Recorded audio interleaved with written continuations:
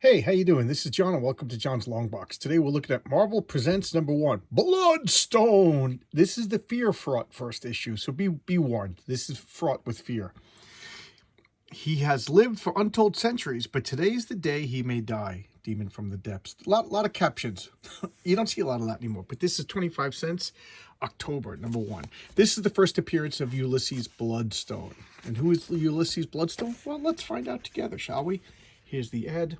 I love all these ads, all this goofball stuff. Star Trek exploration set. That is cool. That is cool. With hair. Rubber face with hair. All right, let's get right to this. Here's the splash page. Let's check out the indicia first. Marvel Presents. Because I'm not sure what year this is. Copyright. All right, Volume 1, #1, October 1975. All right, so he'll look at the credits. John Warner. I have to admit, I don't know much about John Warner. Mike Vosberg, he was a standard at Marvel at the time. Bob McLeod, I must have showcased like 5 Bob McLeod inking comics in the past month.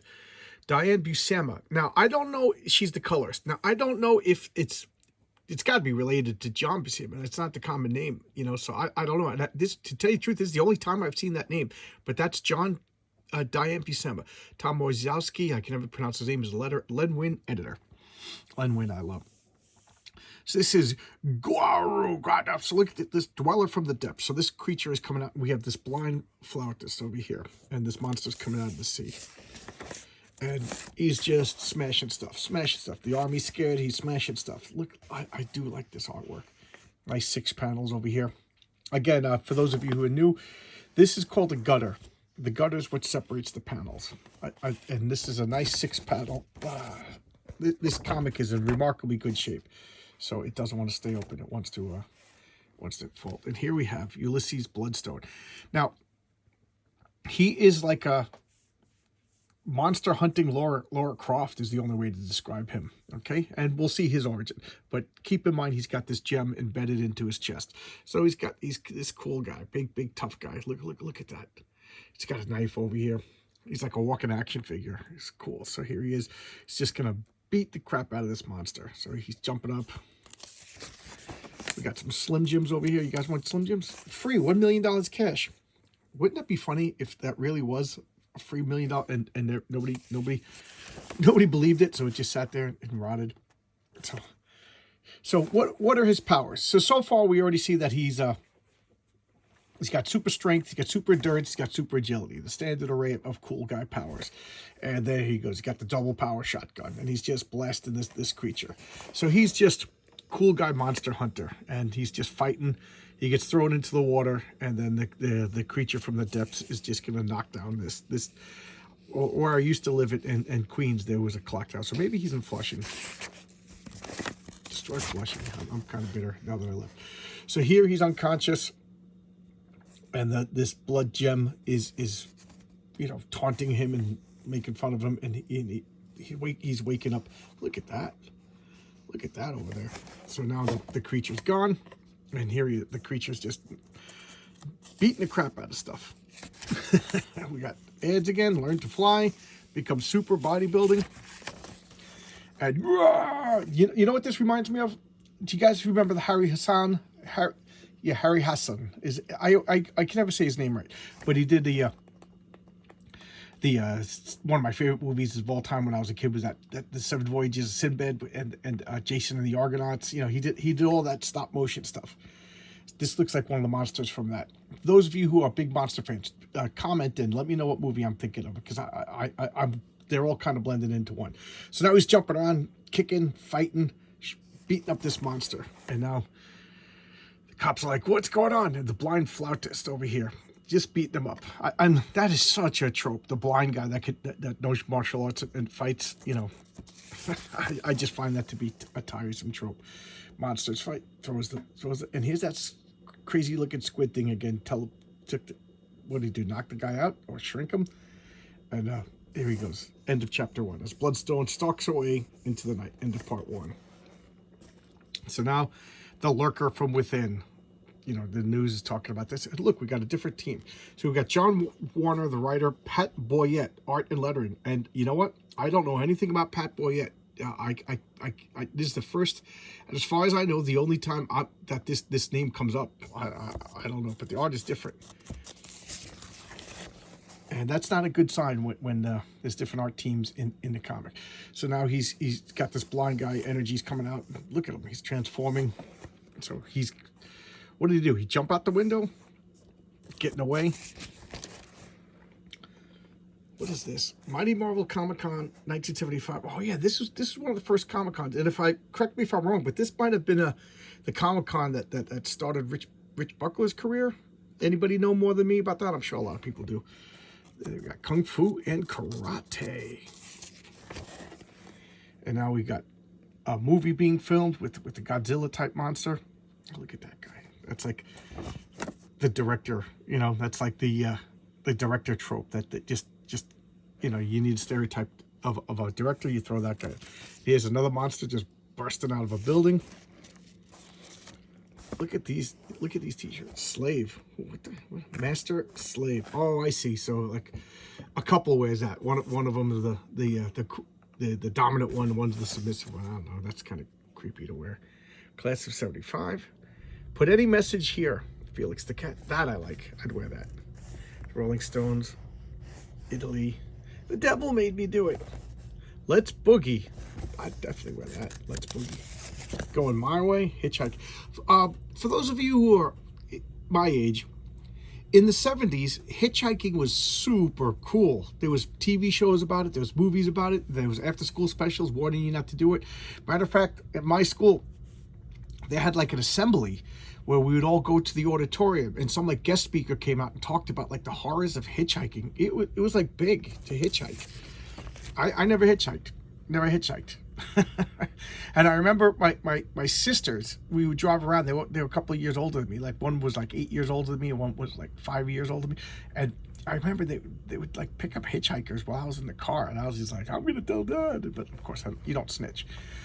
And so here we got Ulysses Bloodstone is still fighting, blowing up these monsters, and you know the people in the movie are just like, wow, check this out. You know, we could have used that footage. That is such a comic book thing. They always want to go to a movie set and then they film the guy fighting monsters. So now they're like, who are you? So now he's explaining his story. So he is a caveman. Did they give you an exact year? I forget, but this isn't prehistory. He was a hunter, a caveman, and his name was like some unpronounceable thing that sounded like Ulysses. He calls himself Ulysses Holt, but he was merely a hunter there. Yeah, they don't say his name. His name was not Bloodstone then. He had a different name. So they're not saying his name. And he went and he found this like Atlantean civilization. And, you know, now they're calling back to the present, and he's not finishing the story yet. So now another monster's attacking. Him and the movie star are going to be friends. And, yeah, taking the car out, and he's going to drive the car into him, and he gets shot through the chest, and he's still alive. He's knocked out, and he's like, what happened? You know, he's dead. The monster killed him. Now, this gem, it keeps him alive. So even though he's dead, this gem will replenish his energies, knit his bones back together, and keep him alive. So he is immortal. They don't show the rest, but in the next issue, they show the rest of his origin. He finds this gem. It's like, and it binds to his chest, and it keeps him alive. So what is he? If I was, you know, I do role-playing games. I do my superhero role-playing games. I use a system called Villains Vigilantes. I talk about it a lot. And what I would do if he was a player character, I would give him like advanced levels. So like everybody else starts at first level, I would make him like 20th level. And what does that mean? It just means he gets the training bonuses and everything. So he doesn't necessarily have a lot of superpowers. He just has a lot of experience, training bonuses to up his character. That's what I would do.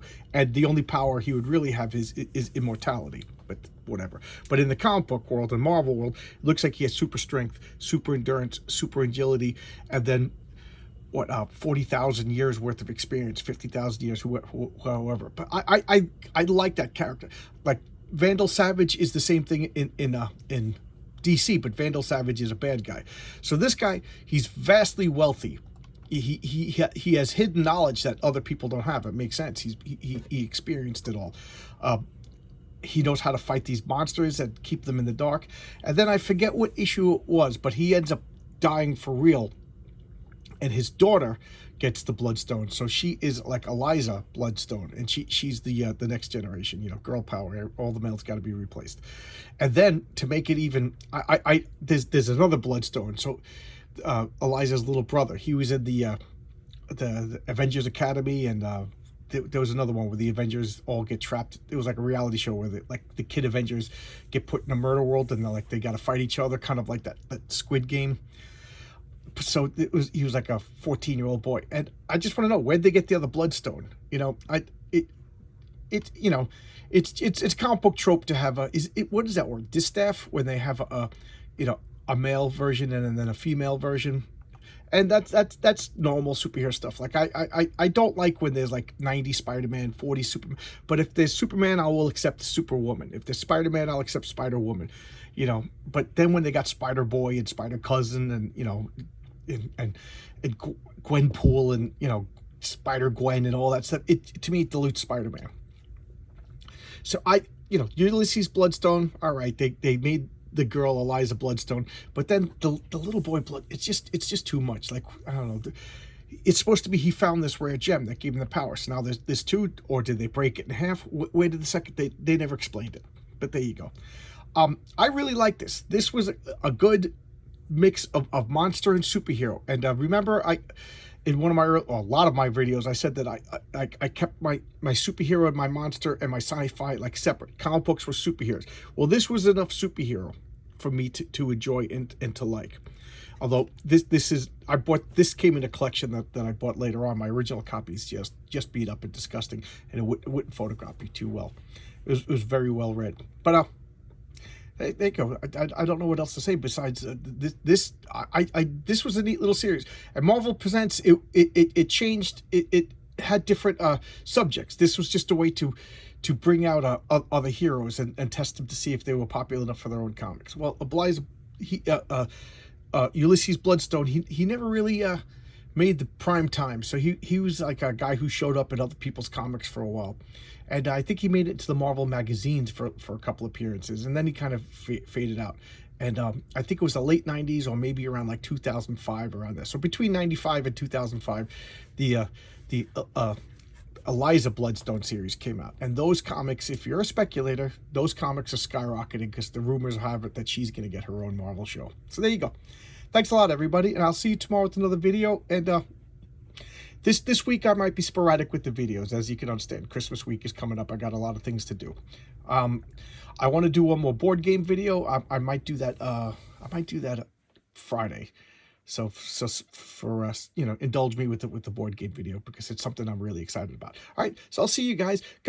Request videos. The requests kind of stopped. I know everybody's kind of you know, got Christmas on the mind. But if you got a comic that you'd like to see me do, if I have it, of course I would do it. The hardest part about this channel is you know, I got 53,000 comics, and when it's time to pick a comic to showcase, I stare at all the boxes and my mind goes blank and I don't know what to do and I panic. Because I'm crazy. I'm crazy.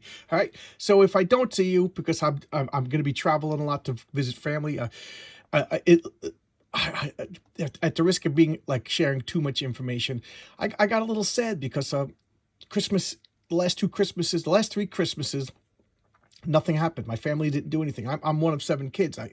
I'm used to having big deals for Christmas. And my wife has a small family, so she's used to a small Christmas. But I was getting sad. And then this year, it seems like my family is bringing back the big Christmases, and I'm really enjoying it. But the thing is, they're doing it like on different days because, you know, my brother has 5 kids, and they have Christmas at his house. My other brother's got a few kids, they'll do it at his house. So my niece just had a Christmas at her house a week before Christmas, and my other niece is having Christmas at her house, you know, before Christmas, because so then they could do their own Christmas thing at their house. I'm just loving it. So it's like 3 Christmas dinners a week, you know, before Christmas. And then last week was my birthday. It was great. All right. And then my anniversary's coming up, and then New Year's, you know, a lot of fun. This is a busy time for me. And now I'm rambling too much. All right. So I'll see you guys tomorrow with another video. Thanks a lot. Bye-bye.